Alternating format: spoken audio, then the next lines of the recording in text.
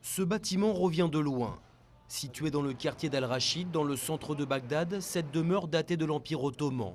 Un jour, son propriétaire a commencé à la détruire pour récupérer le terrain. Le bureau du patrimoine et des antiquités est intervenu juste à temps pour empêcher la destruction complète de l'édifice. Il sera reconstruit à l'identique. Un sauvetage qui fait figure d'exception. Profitant du chaos ambiant, les propriétaires de bâtiments historiques sont prêts à tout pour réaliser une opération immobilière juteuse.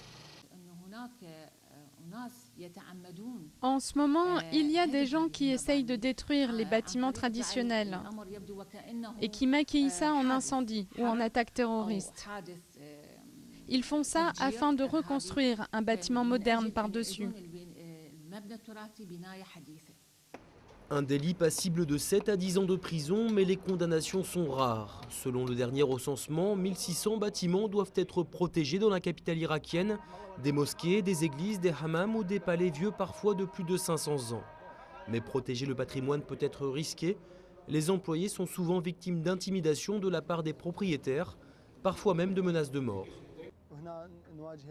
Ici, nous prenons des risques et nous avons parfois des problèmes avec les propriétaires de ces maisons, qui ont parfois de bonnes raisons. Ils veulent tirer des bénéfices de leurs maisons qui sont situées dans le centre-ville de Bagdad. C'est le cas de cette maison protégée. Son propriétaire voudrait la réaménager à sa façon pour y ouvrir des commerces, mais la loi l'en empêche. Il ne peut rien en faire. Si on en reste à cette situation, ça ne nous mènera nulle part. Ou le bureau du patrimoine me laisse libre de faire ce que je veux, ou bien il m'achète ce bâtiment et au prix qu'il vaut aujourd'hui.